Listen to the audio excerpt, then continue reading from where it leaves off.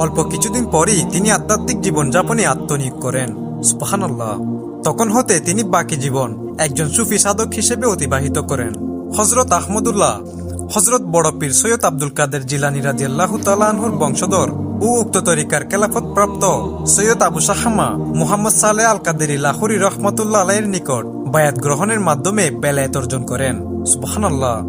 এবং সৈয়দ দেলাওয়ার আলী পাকবাজ রহমাতুল্লাহ আলাইহির নিকট হতে এত্তাহাদি কুতুবিয়তের ক্ষমতা অর্জন করেন। তিনি দিনে দিনই শিক্ষাদান ও রাতে ইবাদত ও রিয়াজতের মাধ্যমে সময় কাটাতেন। এভাবে কঠোর সাধনার ফলে তিনি আধ্যাত্মিক জগতের সর্বোচ্চ বেলায়েত অর্জন করেছিলেন। আল্লাহু আকবার।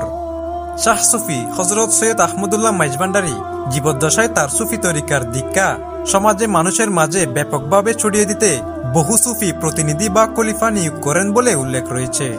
তন্মধ্যে 204 খলিফার নাম ইতিপূর্বে গণমাধ্যমে প্রকাশিত হয়েছে।